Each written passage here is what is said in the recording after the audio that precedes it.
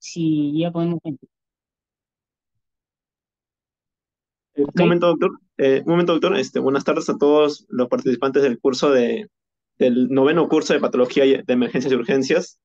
En esta ocasión nos acompaña el doctor José Acha Sánchez, quien es médico neurólogo cirujano del Hospital Nacional 2 de Mayo, y nos va a apoyar con la ponencia del tema de hemorragia subaracnoidea neumática. Listo, doctor, ya podemos ir empezando. Ok, perfecto, muchachos. Tengan todos ustedes muy buenas tardes. Yo agradezco a la comisión organizadora del curso por haberme invitado a participar y conversar un poquito acerca de una patología que es bastante frecuente para nosotros y de una resolución la cual tiene que ser lo más pronto posible porque es una patología que trae mucha morbimortalidad en los pacientes, constituye una patología vascular de emergencia y generalmente los pacientes que tienen aneurismas cerebrales rotos son los que llegan a emergencia en diferentes estados de compromiso neurológico. Primero yo quiero tener algunos objetivos claros con ustedes en esta charla. Quiero que fijen el concepto de la hemorragia subaracnoidea. Quiero que tengan un conocimiento del cuadro clínico, ¿sí? Para que se pueda reconocer en qué momento podemos tener frente a un paciente con una hemorragia subaracnoidea. Tengo entendido de que los presentes en este curso son la gran mayoría de estudiantes y de los diferentes años de la carrera. Por lo tanto, voy a tratar de ser lo más específico y lo más didáctico posible para que se pueda comprender mucho mejor este tema. Quiero que se tenga también en cuenta el tercer punto, que es acerca del diagnóstico clínico y radiológico, y sobre el tratamiento quirúrgico, que es el que ya nosotros, bueno, ya de una manera más especializada vamos a poder comentar, pero también quiero incentivarlos a ustedes con todo esto que corresponde al manejo neuroquirúrgico. Entonces, primero vamos a definir qué cosa es una hemorragia subaracnoidea de tipo aneurismática. Pero antes de eso, quiero que ustedes fijen esta imagen. Ustedes conocen, saben por los conocimientos de anatomía que el sistema nervioso central en el cerebro tenemos a unas membranas que recubren, que envuelven a nuestro cerebro. Tenemos a la dura madre, tenemos a la aracnoides y tenemos a la pía madre, que es la que toma contacto directamente con el encéfalo, con el parénquima cerebral. Entre el espacio que está por debajo de esta membrana que corresponde al espacio subaracnoideo, ¿ya? Discurre líquido cefalorraquídeo. Acá yo estoy mostrándoles. Quiero que me informen si es que se logra ver el puntero, por favor. ¿Sí? Se ve el puntero, perfecto. Entonces, este espacio que les estoy señalando acá corresponde al espacio subaracnoideo. Aquí hay líquido cefalorraquídeo y por aquí también nosotros vamos a encontrar muchas arterias, ¿sí? Que son arterias de la base del cerebro, generalmente las arterias del polígono de Wilks. Entonces, cuando se producen dilataciones aneurismáticas, cuando se producen rupturas de estas lesiones, que ahora vamos a ver los conceptos, entonces el sangrado en este espacio se denomina hemorragia subaracnoidea, porque es un sangrado en el espacio subaracnoideo. Ahora, este sangrado en el espacio subaracnoideo se puede producir por un trauma, que es la principal causa, pero cuando no son producidos por traumatismos cráneos-encefálicos, dentro de las principales causas, ya de tipo espontáneas, corresponden a los aneurismas cerebrales rotos. Pero también podemos tener en esta zona malformaciones arteriovenosas, podemos tener tumores, podemos tener alteraciones de la coagulación o alteraciones de la pared vascular. Y al momento de producirse el sangrado en este espacio, este sangrado puede ser de poca cantidad en magnitud y puede ser también una hemorragia muy severa.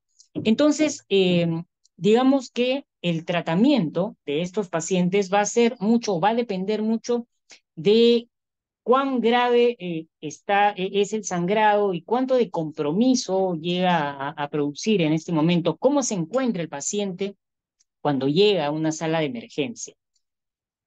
Observen ustedes acá, yo tengo un gráfico, tengo una imagen que les estoy mostrando de la base, sobre todo de las cisternas de la base, y les estoy mostrando estos espacios por donde hay líquido cefalorraquídeo, pero también hay vasos sanguíneos que corresponden al polígono de Willis. Si nosotros observamos ya esta imagen de tomografía que les estoy observando, que les estoy mostrando aquí, pueden observar ustedes todo este espacio blanco. Esa zona blanca que corresponde a sangrado en el espacio subaracnoideo, ¿sí? Discurre por todos esos espacios. Observen ustedes alrededor del tronco cerebral, en el valle sinoviano, tanto del lado derecho como izquierdo, en la cisura interhemisférica. Entonces, esto que ustedes ven aquí es la típica imagen de una tomografía con hemorragia subaracnoidea. ¿Qué es lo que nos dice la literatura? A nivel mundial tenemos estadísticas, sí. En Estados Unidos, fíjense, se producen cerca de 30.000 casos al año, con una incidencia, por ejemplo, en Australia de 8.1 por 100.000 habitantes. En Japón hay muchos más casos, 32 por 100.000. Y siempre a predominio femenino. ¿Ok? Entonces, el sexo, predominio femenino, es quienes más son quienes sufren de aneurismas cerebrales rotos. Esto constituye un gran problema, jóvenes, es un problema de salud pública para nosotros. ¿Por qué? Porque una hemorragia cerebral producida por un aneurisma roto trae una alta morbimortalidad. ¿Y esto qué va a traer?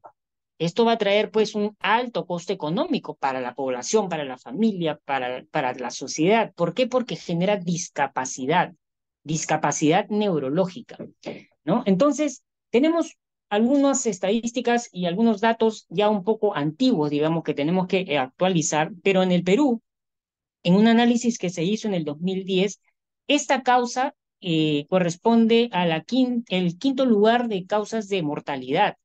Fíjense que se tiene una estadística de que entre 40 al 50% de los pacientes que tienen este problema de hemorragia subaracnoidea de tipo aneurismática mueren antes de ser atendidos, jóvenes. En nuestro país, ojo, en otros países quizás sea diferente, pero nuestra realidad, ¿no? Donde existe mucha gente en provincia que no tiene la posibilidad de tener un acceso a poder llegar a un hospital de referencia y que puedan tratar estos problemas tan complejos, fíjense, entre 40 y 50% de las personas mueren en su lugar donde viven. Cerca de un 25 a 30% de pacientes que aún recibiendo una atención adecuada en un hospital, es tanta, digamos, el daño que genera a nivel cerebral que pueden llegar a fallecer. Y cerca de un 90% de las personas que tienen una hemorragia subaracnoidea de tipo aneurismática tienen una secuela neurológica. ¿Por qué? Por el daño que genera en el parénquima cerebral. Quiero que observen estas imágenes para ir viendo cómo es que se va produciendo todo este tipo de daño. Vamos a ver un poco sobre la fisiopatología de esta enfermedad. Cuando se produce la hemorragia subaracnoidea, ¿sí? Se van a activar toda una serie de mecanismos inflamatorios, una serie de mecanismos fisiopatológicos que van a llevar finalmente a un daño en el parénquima cerebral. ¿Ok? Entonces, fíjense en este esquema, cuando se produce la ruptura de un aneurisma, este sangrado discurre por el espacio subaracnoideo y puede salir hacia el espacio subdural y formar un hematoma subdural. Puede formar un hematoma intraparenquimal o una hemorragia intraparenquimal, o puede formar también o puede ocasionar también un sangrado intraventricular, ¿no? Va a depender mucho de el tipo de aneurisma, de la localización del aneurisma que se rompa y el tipo de sangrado que ocasiona. El tema está en que esto va a condicionar hipertensión endocraniana. Esto va a aumentar la presión intracraneal. Esto va a generar que disminuya el flujo sanguíneo en el cerebro. ¿Por qué? Porque simplemente está generando un efecto de compresión sobre el parénquima. Disminuye el flujo sanguíneo a nivel cerebral. Aumenta la presión intracraneal. Disminuye la presión de perfusión que llega hacia el cerebro. ¿Puede ocasionar hidrocefalia? Sí, puede ocasionar hidrocefalia. ¿Por qué? Porque se forman coágulos dentro del ventrículo y obviamente no hay una adecuada circulación de la sangre, del líquido cefalorraquídeo a nivel ventricular, y esto va a generar que se acumule mucho líquido. Entonces, se van a activar toda una serie de mecanismos a nivel parenquimal, a nivel celular, ¿ya? Que van a condicionar a que haya fallas en la barrera hematoencefálica. Y estas fallas en la barrera hematoencefálica va a condicionar, pues obviamente, alteraciones o microcirculatorias con edema cerebral y finalmente con daño del parénquima cerebral. Existen diferentes tipos de complicaciones que se van a producir productos de este sangrado también. Observamos acá estos vasos sanguíneos, ¿no? Que están dentro en el espacio subaracnoideo y donde en este espacio se ha producido un sangrado. Este contacto directo del sangrado va a estimular a las paredes vasculares, fíjense cómo se va a producir un fenómeno que se llama de vasoconstricción, ¿ok? Se va a producir todo un mecanismo fisiopatológico que va a condicionar a que las arterias que están en contacto directo con la sangre de la hemorragia subaracnoidea sufran de esta vasoconstricción, que se conoce como vasoespasmo cerebral. Es una de las complicaciones muy importantes que se producen en la hemorragia subaracnoidea, porque si se producen estas obstrucciones y se forman microtrombos dentro del vaso, entonces se altera la circulación. Obviamente esas zonas que están irrigadas por estas arterias van a entrar en isquemia y posteriormente van a entrar en infartos. Entonces, los infartos que se van a producir van a ser secundarios al vasoespasmo cerebral, a las alteraciones microvasculares.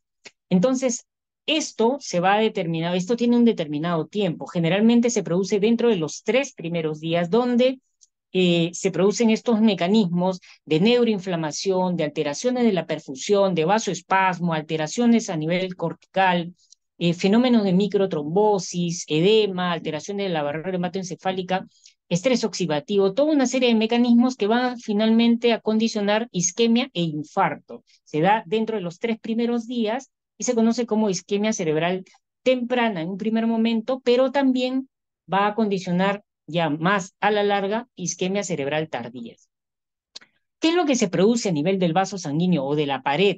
Fíjense, para que se forme un aneurisma cerebral, se va a tener que generar toda una alteración del endotelio vascular y sobre todo de una membrana que está formada justo por debajo, ¿no? Del endotelio vascular.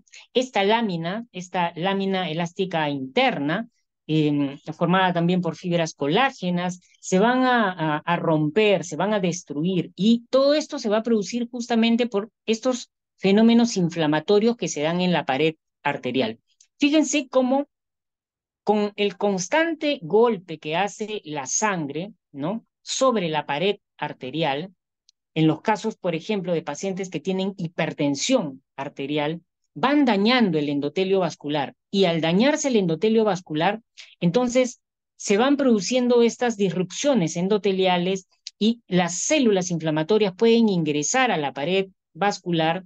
Finalmente se van a activar y van a ir formando enzimas que lamentablemente van a ir destruyendo la membrana elástica y van a generar zonas de debilidad en la pared. Entonces, esta presión de sangre va ingresando y va generando una dilatación. Primero una dilatación pequeña que puede adoptar diferentes formas, como ustedes lo ven en este gráfico, ¿sí? Las paredes de las arterias pueden adoptar formas de diferentes tamaños y con zonas más gruesas, porque también se van produciendo efectos de reconstitución o de reparación de la pared, y por otro lado, zonas mucho más débiles. Entonces, los aneurismas nunca llegan a ser estructuras totalmente redondas, sino pueden adoptar diferentes formas, como ustedes lo están observando allí. Miren este gráfico que tenemos acá. Eh, Observen la dirección de la sangre, ¿sí? Y cómo va generando un daño de la pared y va protruyiendo, va generando una dilatación, en este caso en la bifurcación de unas arterias. Y entonces pueden generar estas alteraciones de la pared y van a ir formando a la larga las diferentes formas de aneurisma. Son diferentes presiones sobre la pared. Ya se han hecho estudios actualizados que tenemos de resonancia magnética con estas reconstrucciones que nos permiten incluso ver los aneurismas cerebrales y las zonas de debilidad en la pared arterial.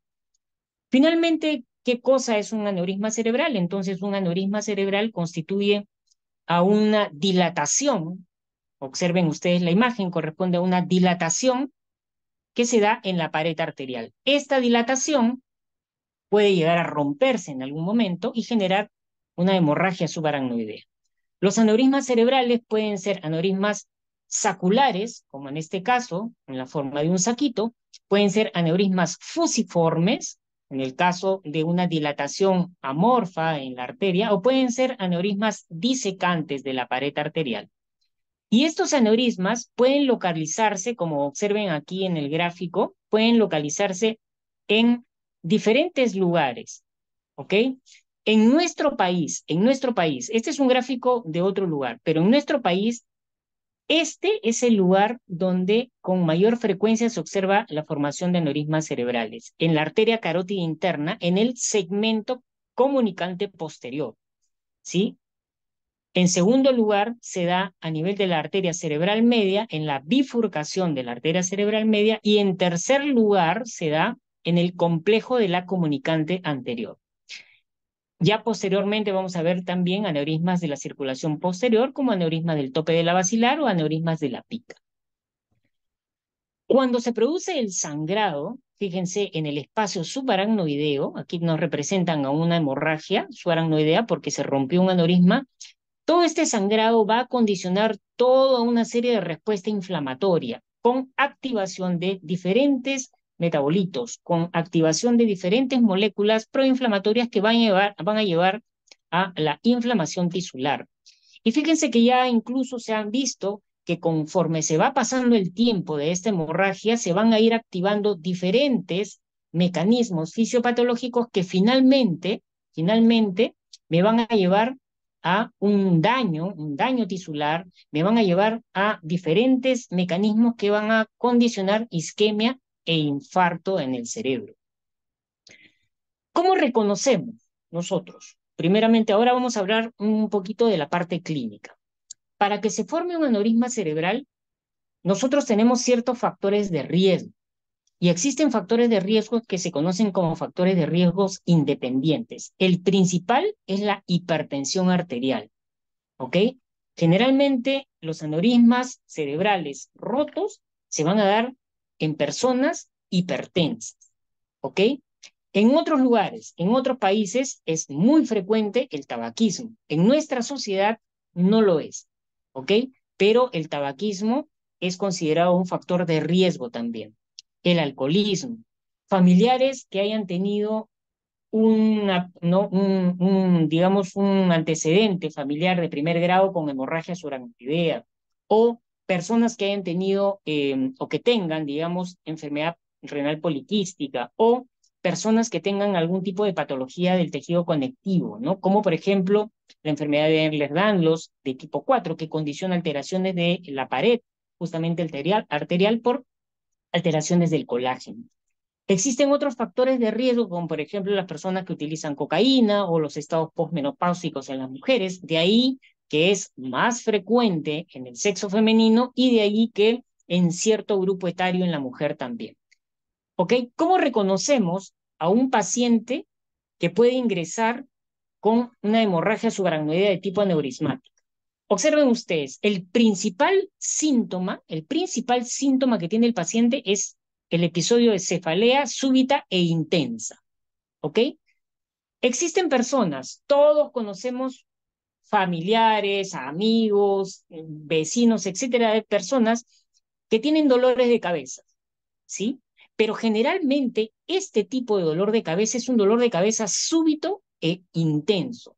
Generalmente el paciente lo describe como el dolor más intenso que ha tenido en su vida, ¿sí? El mismo paciente te lo dice, este es un dolor como nunca antes lo había tenido. Obviamente, si el paciente llega en condiciones de poder decirlo. Pero el principal síntoma, entonces, nunca se olviden, cefalea súbita e intensa, brusca, ¿ok? Que puede acompañarse de otros signos, como por ejemplo, vómitos, trastornos del sensorio, convulsión. Entonces, esto puede estar asociado como parte de, obviamente, la hipertensión endocraneal, ¿ok? Entonces, este dolor de cabeza súbito e intenso puede ser condicionado por algo que le haya hecho de que tenga ese dolor súbito e intenso. Eso puede ser un esfuerzo físico, tos, defecación, relación sexual íntima, o también existen pacientes que sin tener ningún tipo de sobreesfuerzo físico e incluso durmiendo pueden tener una hemorragia subaracnoidea. ¿Ok? Pero entonces siempre ustedes tienen que estar atentos. Persona que ingresa a la emergencia o persona que refiera un dolor de cabeza súbito e intenso de características que nunca antes había sentido, sospechen en una hemorragia subaracnoidea de tipo aneurismático. Y más aún si se asocia a vómitos o a trastorno de la conciencia o a convulsión. ¿Ok? Entonces, mencionamos en esta tabla cefalea súbita intensa, náuseas, vómitos, mareos, diplopia también puede haber, fotofobia puede haber, dolor en el cuello, en la espalda, también pueden haber estos síntomas. ¿Ok? Todo es producto de la irritación condicionada por la hemorragia subaracnoidea.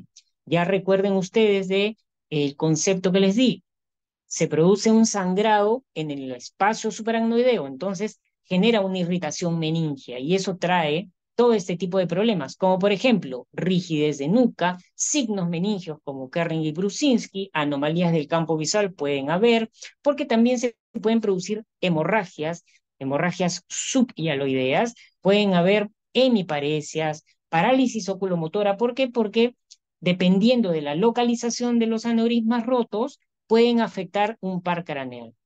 Pueden haber episodios de convulsión, eh, confusión, agitación o el paciente puede entrar en coma. Entonces, para hacer un resumen, cuando tenemos una hemorragia subaracnoidea neurismática, ¿sí? Este sangrado en el espacio, ¿no? En el espacio subaracnoideo va a condicionar vasoespasmo cerebral, ¿ok?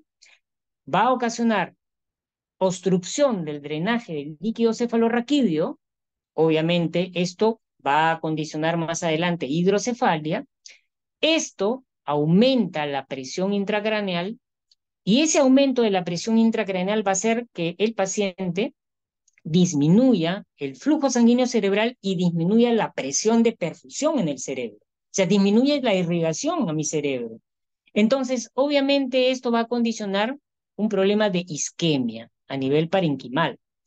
Dentro de las primeras 24 hasta las 72 horas se denomina Early Brain Injury, la etapa de injuria cerebral temprana, que es donde justamente se producen todos estos procesos fisiopatológicos que me van a condicionar finalmente la aparición de el vasoespasmo cerebral.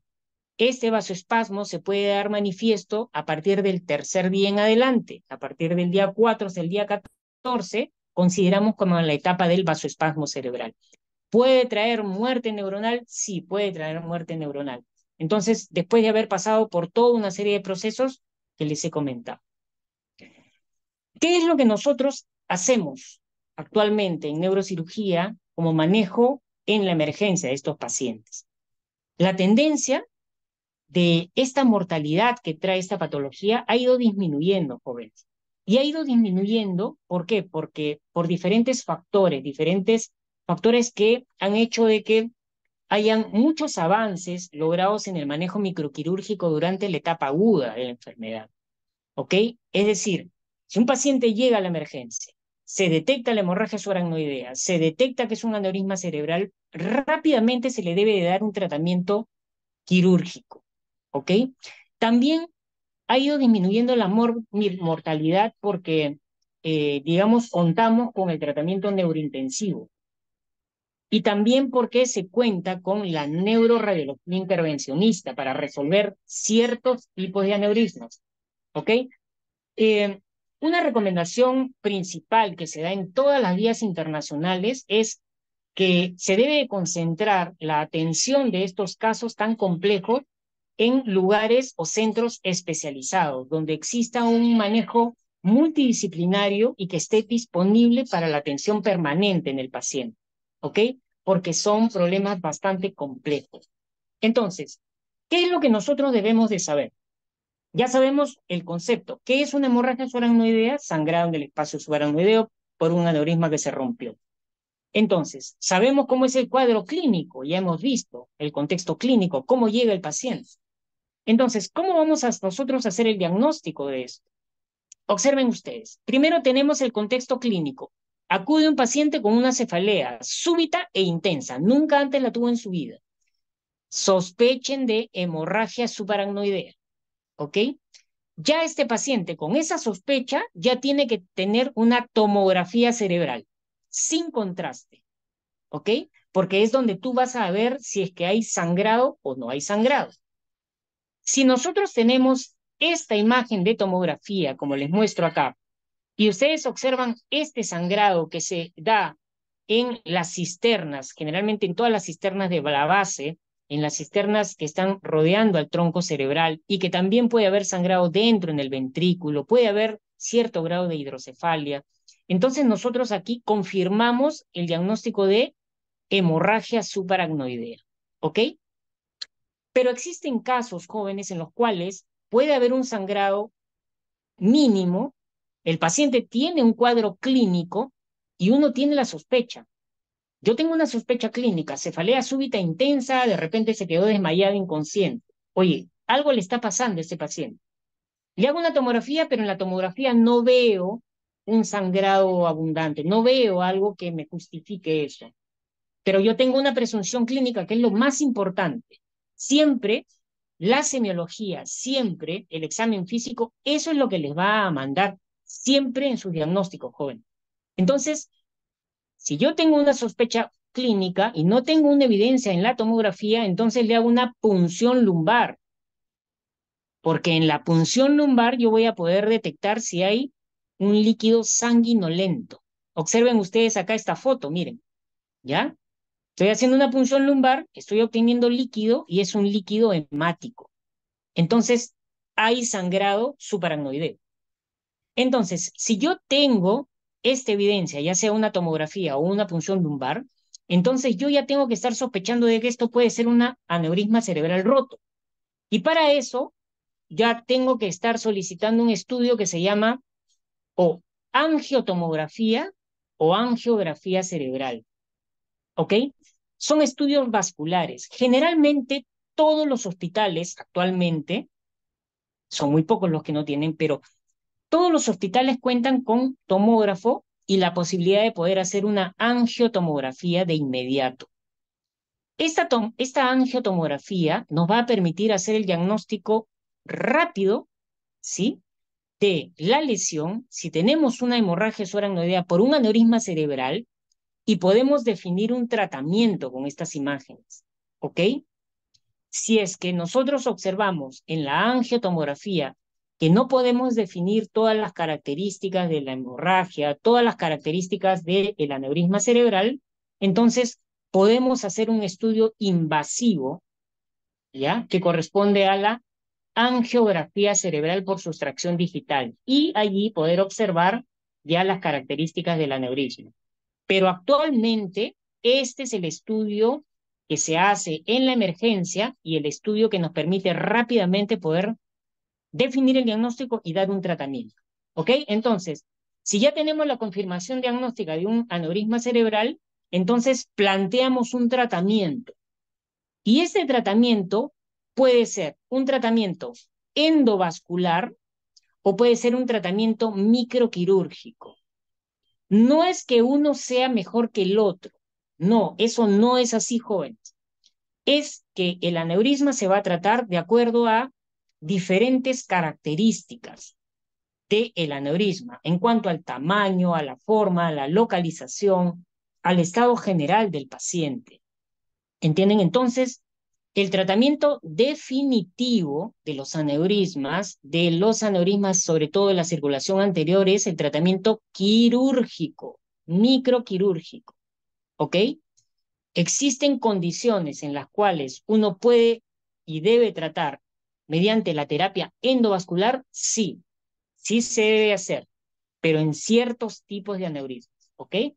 Entonces ya hemos recorrido, fíjense, desde el cuadro clínico, el diagnóstico y el planteamiento del tratamiento. Dentro de los estudios radiológicos que nosotros vamos a solicitar, entonces, siempre de inicio, la tomografía cerebral sin contraste, porque en la tomografía sin contraste nosotros vamos a poder observar estas imágenes hiperdensas que corresponde a sangrado subaracnoideo, ¿ok?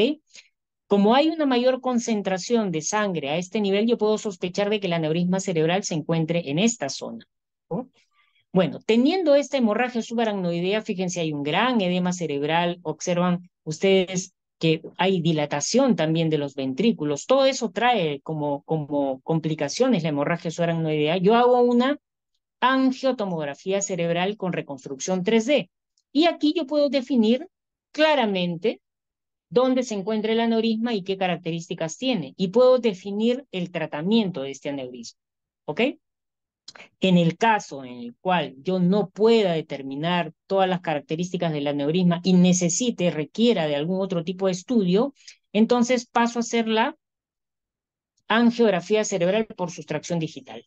Este estudio angiográfico que ustedes están observando aquí corresponde a un cateterismo. Introducimos un catéter a través de la arteria femoral, llegamos hasta las arterias en el cerebro, se inyecta una sustancia de contraste y podemos visualizar ya las características del aneurisma cerebral. Existen algunos casos en los cuales se pueden hacer diagnósticos también por resonancia magnética, sí, se pueden hacer los diagnósticos por resonancia magnética, pero para poder definir el tratamiento se necesitan los estudios vasculares, ¿ok? ¿Para qué? Para poder definir si el manejo es microquirúrgico, es decir, mediante cirugía abierta, o mediante un manejo endovascular. Muy bien, es importante de que cuando nosotros veamos una tomografía, hacemos una clasificación, es la clasificación tomográfica de Fisher. Esta clasificación nos va a permitir ver la relación, la magnitud de la hemorragia subaracnoidea y la posibilidad de vasoespasmo cerebral. Es decir, a mayor sangrado, como ustedes ven aquí, hay mayor posibilidad de complicaciones, como por ejemplo el vasoespasmo cerebral. Si yo tengo esta imagen tomográfica, fíjense, aquí pareciera de que no hay nada de sangrado. Este es un grado 1, este es un Fisher 1, ¿ok?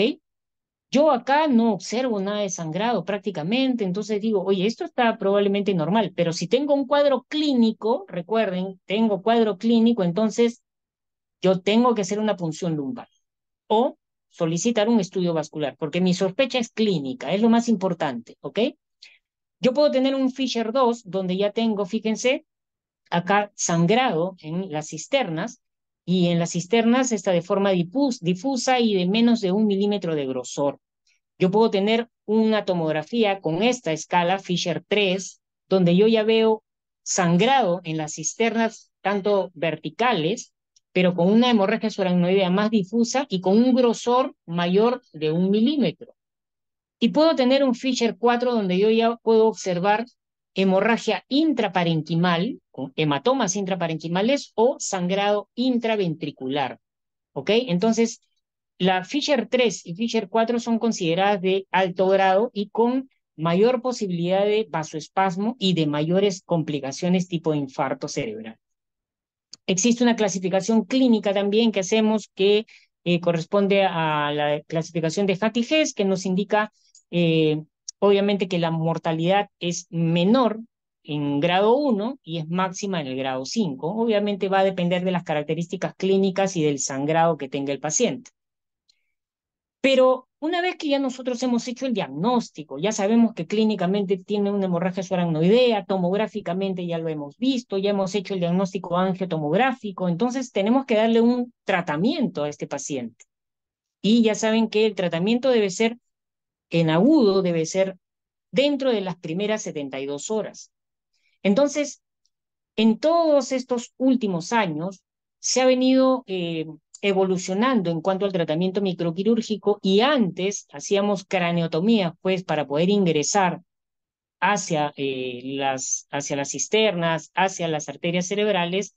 Hacíamos unas craneotomías muy grandes, ¿no? Hacíamos una craneotomía terional que es muy versátil, que nos permite hacer diferentes abordajes para diferentes patologías, pero actualmente estamos haciendo la cirugía de mínima invasión, craneotomías miniterionales, bastante pequeñas, para poder resolver aneurismas de la cerebral media, aneurismas de la carótida interna y de sus diferentes segmentos, aneurismas paraclinoideos, etcétera, de aneurismas de la circulación anterior. Ya en cuanto al tratamiento microquirúrgico, nos permite hacer, pues, este es lo que les estoy mostrando, es un abordaje terional, que lo vamos haciendo de forma arreglada, de forma minuciosa, con ya toda una técnica quirúrgica. Finalmente, lo que nosotros deseamos ver es estas arterias. Llegamos a abrir el valle silviano y nos tenemos que encontrar con el nervio óptico, con la cisterna óptico-carotidia, con la arteria carótida interna en su bifurcación en cerebral media y cerebral anterior. Todas estas arterias nosotros las vemos en vivo y en directo. Observamos el tercer par también y podemos determinar dónde es que se encuentra este aneurisma, ¿ya? Y obviamente hacer el tratamiento microquirúrgico. Pero actualmente también hacemos los abordajes miniterionales, los abordajes de mínima invasión, son abordajes bastante pequeños que nos permiten, ¿ya? A, por cierto, son abordajes con una craneotomía mucho más pequeña, pero que nos permite también poder ingresar a esta zona y poder dar el tratamiento. Quiero mostrarles algunos ejemplos para que ustedes puedan ir visualizando cómo es que nosotros resolvemos este tipo de patología. Eh, Mucho no voy a ahondar sobre la descripción, solamente que este es un caso clínico de una paciente que viene de provincia, viene con un tiempo de enfermedad de 5 días y con una hemorragia subaracnoidea Fisher 3. Eso es una hemorragia subaracnoidea de alto grado y se diagnosticó un aneurisma oftálmico derecho. Aquí podemos observar, miren, estamos viendo una angiotomografía cerebral y aquí el aneurisma cerebral. Para que nos demos una idea, miren, aquí tenemos la clinoides, este es la clinoides anterior, ¿ok? Y este es el agujero óptico.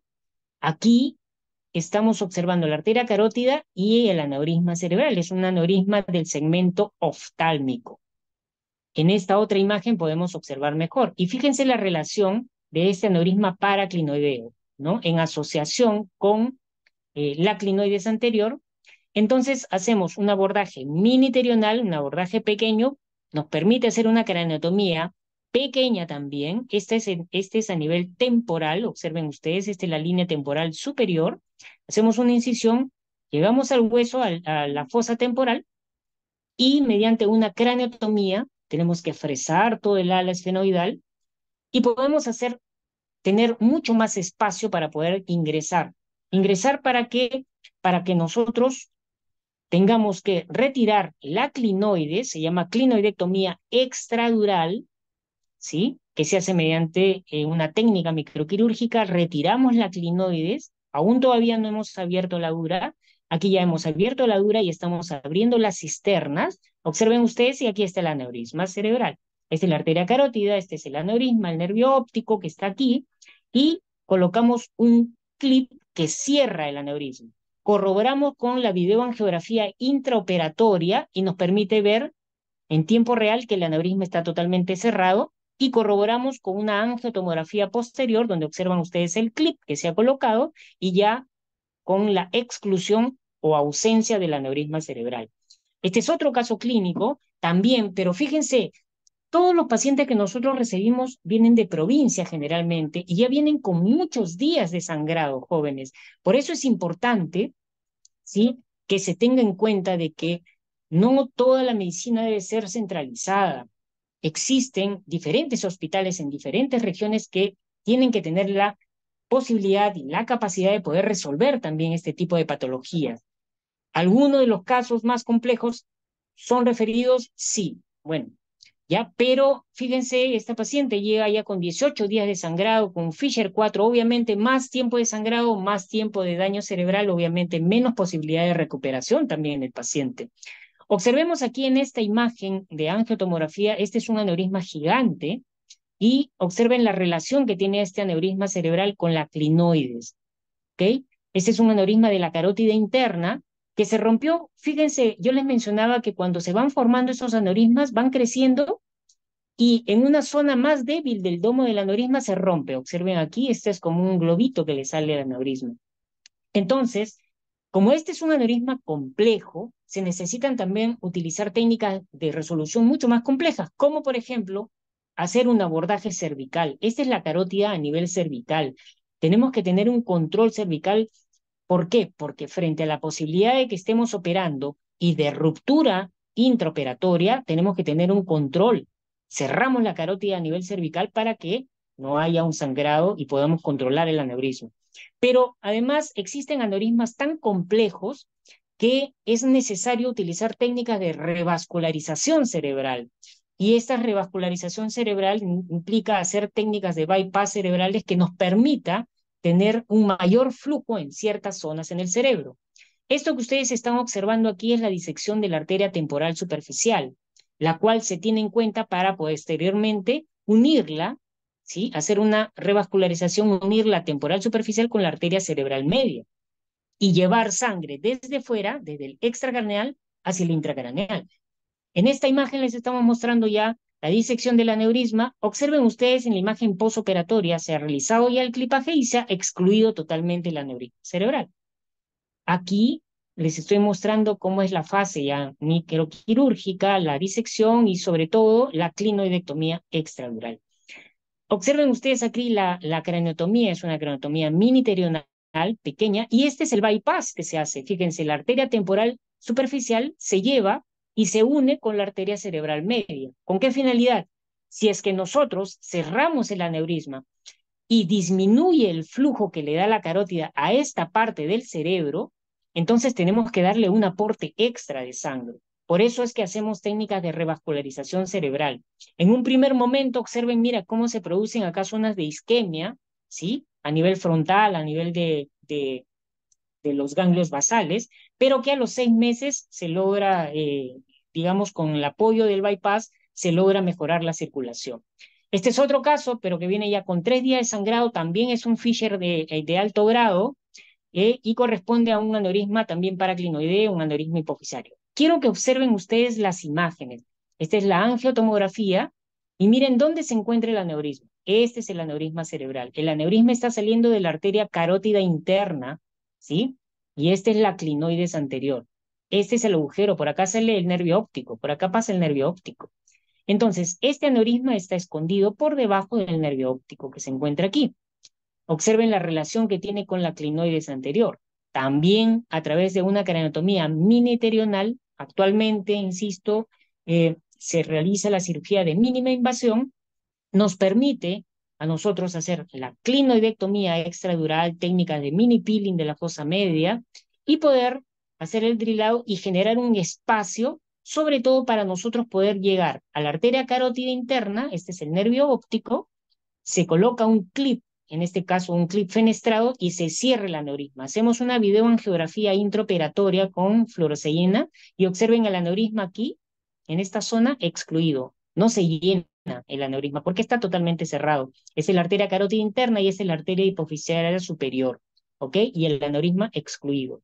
Es por eso que es importante el contar con toda la tecnología para nosotros poder resolver este tipo de problemas también. Este es otro caso que viene procedente de Cajamarca, también con 7 días de sangrado, fíjense, un Fisher alto, ya con pérdida de la visión del ojo izquierdo, y se trata de un aneurisma gigante ventral medial izquierdo y roto. Observen ustedes el gran tamaño de estos aneurismas cerebrales, ¿no? Imagínense ustedes con el sangrado que pueden generar y el daño a nivel cerebral. Por eso esto constituye una emergencia. Deben de ser rápidamente referidos y rápidamente resueltos. Este es un aneurisma cerebral carotidio, ventral. Observen ustedes aquí en la angiotomografía con reconstrucción y en fase MIP este gran aneurisma, pero les muestro ya las imágenes postquirúrgicas. Aquí lo que se ha logrado hacer es ya cerrar el aneurisma mediante el clipaje microquirúrgico, ¿ok? Y la angiografía posoperatoria también observamos que ya no hay aneurisma cerebral. Les muestro cómo se realiza esto. Este es el video. Primero se hace una clinoidectomía extradural. Este es el nervio óptico, esta es la arteria carótida. Esta es una angiografía intraoperatoria con verde indocianina. Acá observamos el volumen del aneurisma.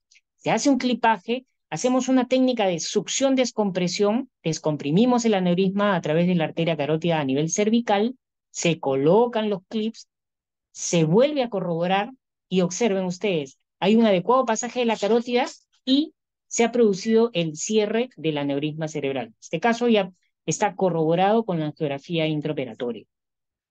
En este otro caso, En este otro caso, nosotros tenemos un paciente de Abancay, ¿sí? También con Fisher alto, pero viene con 12 días de sangrado. Observen ustedes que ya hay un compromiso visual. Entonces, insistimos nosotros siempre en que es importante la referencia rápida, la resolución y el manejo oportuno de la emergencia en estos casos. Este es un caso bastante complejo, una patología que tuvimos que resolver.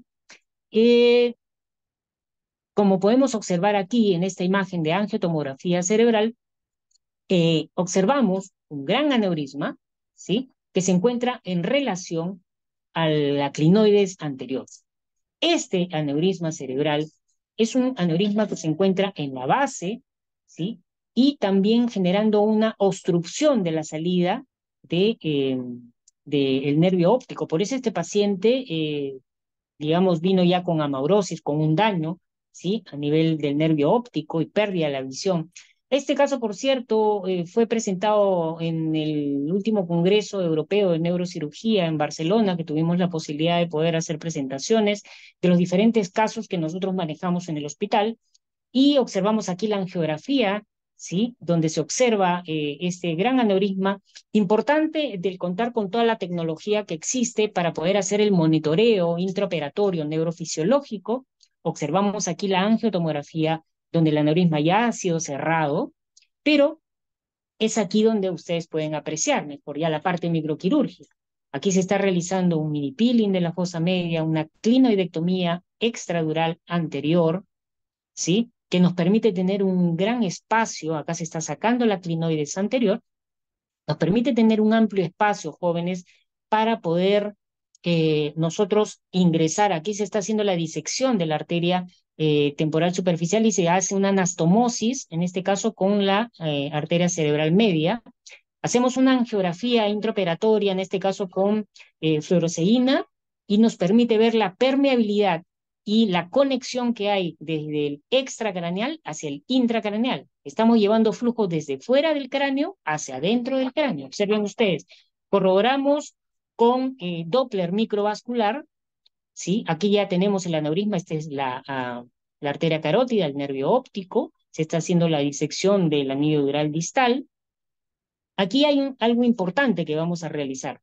Colocamos un clip distal al aneurisma, observen el volumen del aneurisma, se hace una técnica de succión, compresión retrógrada, se chupa sangre por la carótida cervical y se disminuye el volumen del aneurisma para poder hacer el clipaje adecuado, ¿sí? En este caso se colocan dos clips en tándem y la idea es de que continúe el flujo, observen ustedes acá, continúa el flujo permeable y continúa el flujo permeable de la arteria carótida, ¿ok? Entonces, todas estas técnicas modernas que se realizan en diferentes partes del mundo y también se realizan en nuestro hospital, entonces son técnicas que se deben realizar en los aneurismas más complejos, ¿entiendes? Entonces, estos aneurismas ya se están manejando con cirugía de mínima invasión. Estos casos fueron presentados también en el Congreso Latinoamericano el 2021. Son casos que se tienen que resolver en la emergencia y con cirugías de mínima invasión. Estos otros casos ya que requieren un poco más de complejidad en cuanto al tratamiento, se presentaron en el Congreso Mundial que hubo en Colombia en el año 2022 y corresponden a aneurismas de la circulación posterior, por ejemplo. Aquí observamos, fíjense, angiotomografías de la circulación posterior. Este es un aneurisma de P1, P2, angiografía cerebral y las diferentes vías de abordaje que se tienen en la planificación para poder llegar a hacer el clipaje, en este caso, de este aneurisma.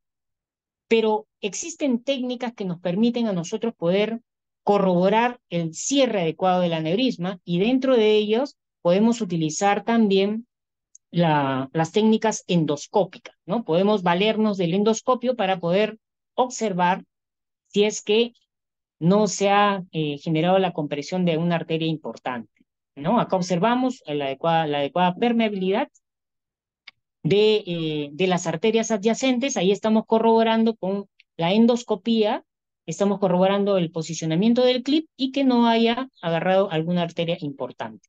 Estos son otros tipos de aneurismas que también deben ser resueltos rápidamente, ¿no? Que corresponden a aneurismas complejos que se han tratado mediante revascularización cerebral. Se obtienen primero la arteria temporal superficial. Observen ustedes este aneurisma del segmento de M2 de la cerebral media, ¿sí? Se realizan las técnicas, perdón, se realizan las técnicas de revascularización cerebral. Finalmente lo que se necesita o lo que se quiere tener es el cierre del aneurisma, como ustedes pueden observar aquí, y la conexión. Aquí, observen ustedes, la temporal que viene desde fuera se une a la cerebral media. Esto me indica una adecuada permeabilidad del bypass y el cierre del aneurisma cerebral. ¿Ok?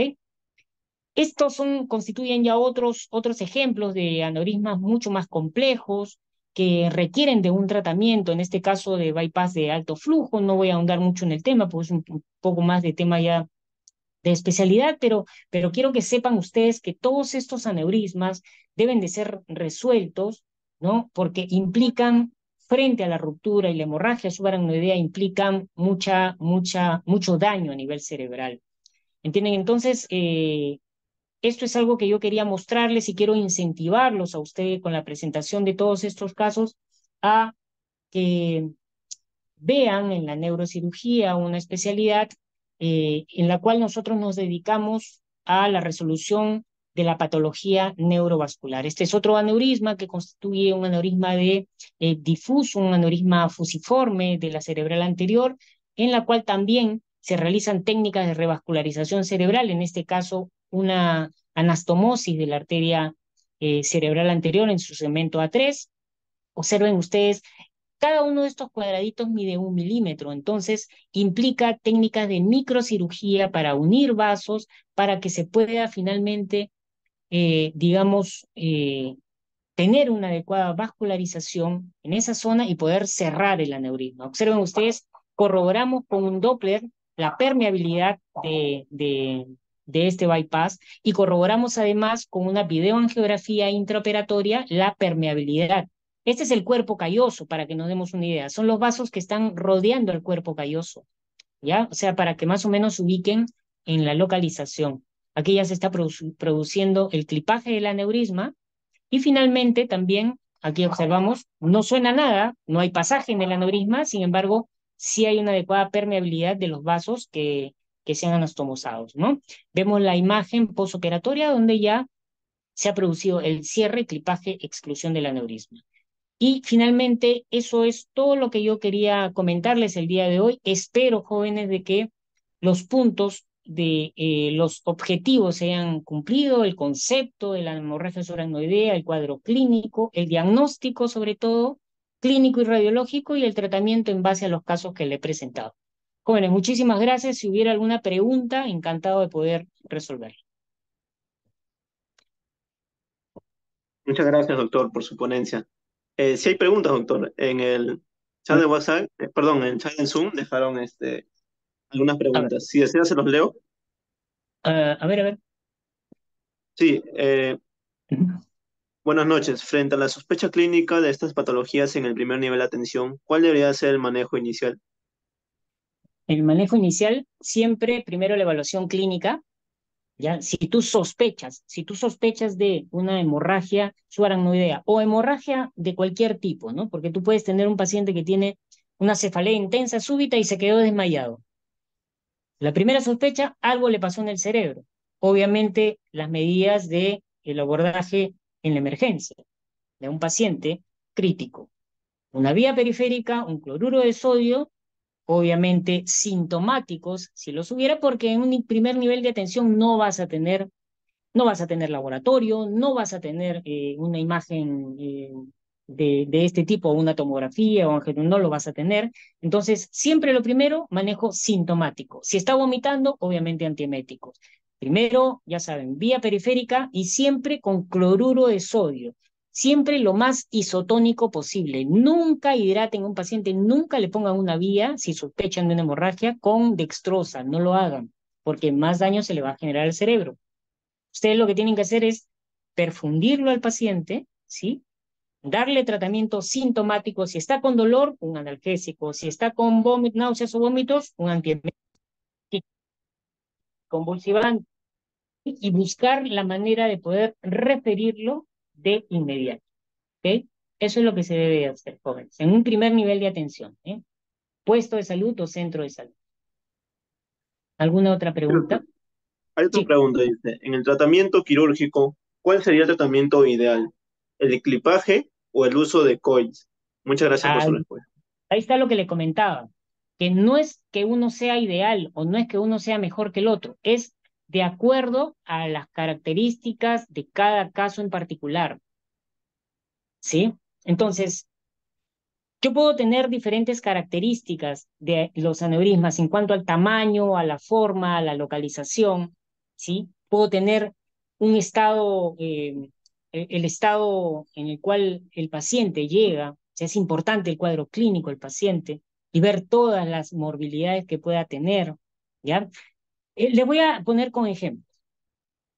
Los aneurismas de la circulación anterior son abordados quirúrgicamente y el tratamiento definitivo, demostrado es el tratamiento microquirúrgico, es decir, clipaje microquirúrgico mediante cirugía, ¿sí? Los aneurismas de la circulación posterior, estoy hablando de circulación vértebro-basilar, ¿sí? Entonces, hay actualmente una predilección por la terapia endovascular, ¿ok? Pero cada característica, digamos, de los aneurismas y del paciente en sí puede tener digamos, se puede optar por un tratamiento o el otro. Lo que sí puedo decirles, y sí está demostrado en diferentes partes en el mundo, demostrado, es que el tratamiento microquirúrgico es definitivo, no así el tratamiento endovascular, ¿ok? En el tratamiento endovascular, si bien es cierto, claro, no me abren la cabeza, no me hacen una craneotomía, ¿sí? Es menos invasivo, ¿no? Pero hay un alto porcentaje o alta incidencia de recidivas de la patología, ¿ok? Entonces, hay diferentes aspectos que hay que tener en cuenta, jóvenes, ¿ya? No es que un tratamiento sea mejor que el otro, ¿ok? Si hubiera otra pregunta, por favor. Sí, doctor. Yo voy a continuar leyendo las preguntas. Una dice, Cuenta. ¿el clip del aneurisma en algún momento se cambia por otro clip o es de por vida? Y también No, preguntan si hay algún efecto secundario causado por este clip. no. Actualmente los clips que se utilizan son clips de titanio y son clips permanentes. Esos quedan de por vida en el paciente. No se retiran por ningún motivo, ¿ya? Esos clips quedan ahí por siempre. Salvo, bueno, que por algún motivo se me ocurre pensar, pudiera darse el caso de que hubo de repente una infección, ¿no? Una infección o el clip por algún motivo se movió, por algún motivo se salió, ¿no? Se me ocurre pensar eso. Entonces, obviamente se tiene que reoperar y recolocar el clip en todo caso, porque el clip tiene por finalidad cerrar al aneurisma, ¿ya? Para evitar un resangrado. Pero los clips quedan ahí de por vida, doctor. Claro, gracias. Hay otra pregunta que dice, entre los exámenes por imágenes, angiotomografía con sustracción digital y la resonancia magnética cerebral, aparte de ellos, ¿nos serviría una panangiografía cerebral para precisar el diagnóstico de hemorragia cerebral aneurismática?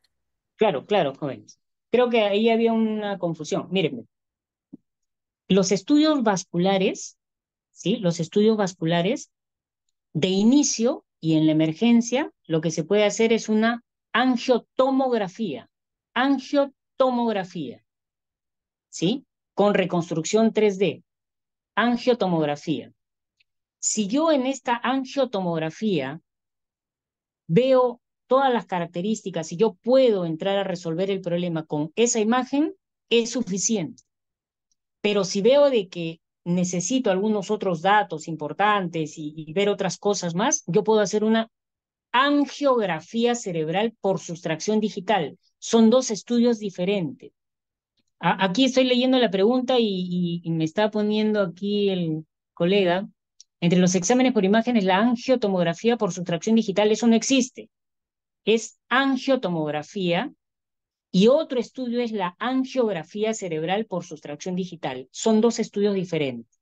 ¿Ya? Entonces, eh, de inicio, angiotomografía, y si no es factible poder resolver el problema, yo puedo hacer una angiografía cerebral por sustracción digital, que es un estudio invasivo, por cierto, ¿ya? Mediante un cateterismo, ¿ok?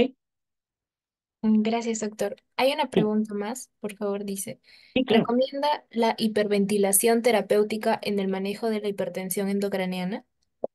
Sí, claro. O sea, todos son medidas, ¿no? Son medidas que nosotros debemos de manejar y que se van haciendo, obviamente, de acuerdo a cómo es que se encuentra el paciente, ¿no? Generalmente los pacientes que tienen hipertensión endocraniana, ¿ya? Producto de una hemorragia subaracnoidea, hay que valorar primero qué es lo que le está condicionando esa hipertensión endocraniana. ¿Será el edema cerebral?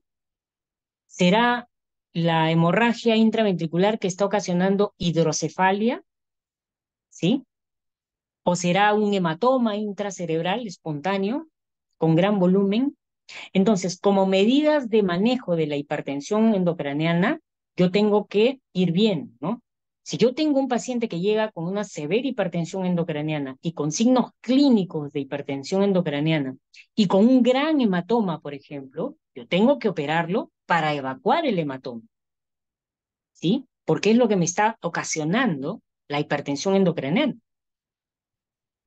Si yo tengo de repente un paciente que tiene una severa hipertensión endocraniana y tiene hidrocefalia hipertensiva, entonces yo tengo que operarlo para colocarle un drenaje externo y permitir de que todo ese líquido que se me está acumulando en los ventrículos vaya saliendo y alivie la presión intracraneal. Son medidas quirúrgicas que uno puede adoptar. También en ciertos casos podemos hacer craniectomías descompresivas. Obviamente que todo esto va de la mano con el manejo médico. Y el manejo médico es en base a, por ejemplo, el uso de soluciones hipertónicas, el uso de soluciones osmóticas, como por ejemplo el manitol, ¿no? El uso de la sedación del paciente, la neuroprotección, la conexión de a tubo, ventilador, porque todas las medidas de neuroprotección van a estar enfocadas en disminuir la presión intracraneal. Y dentro de ellos, obviamente, está el manejo del CO2, el manejo de la oxigenación. ¿Me entiendes? Entonces, todo eso lo hacemos en una unidad de cuidados intensivos. ¿Para qué? Para tratar de mantener, obviamente, las presiones adecuadas, las perfusiones adecuadas a nivel cerebral y sobre todo la neuroprotección. Hay medidas del manejo de la hipertensión endocraniana de primera línea y de segunda línea, ¿ya? Y todo eso se va haciendo de forma escalonada. Corresponden a manejos médicos de la hipertensión endocraniana. ¿Ok, jóvenes? Sí, díganme. Entendido, doctor. Hay una consulta más. Sí, Dice, ¿el nimodipino endovenoso es útil en el manejo de la hemorragia subaracnoidea hoy en día? claro, por supuesto. Actualmente el nimodipino es el único medicamento demostrado que en su uso, ¿sí? Que en su uso y durante 21 días me va a prevenir que yo tenga una injuria cerebral tardía o que tenga isquemia cerebral tardía, producto del vasoespasmo cerebral. Por eso es que dentro de los protocolos de manejo de hemorragia subaracnoidea está incluido el nimodipino, ¿sí? Entonces, es el único medicamento que yo voy a tener que utilizar, ¿ya? Para justamente para tratar de evitar que producto del vasoespasmo yo poder tener zonas de isquemia y de infarto, ¿ya? Se han venido utilizando diferentes tipos de medicamentos, ¿no? Con finalidades de poder ayudar y mejorar en algo, pero el único que nosotros, ¿no? Utilizamos actualmente es el nimodipino. Sí. Está bien, doctor. Muchas gracias. Ya no hay más consultas en el chat. Creo que eso serían todas. Bueno, Bueno, joven. en ese caso, agradecer.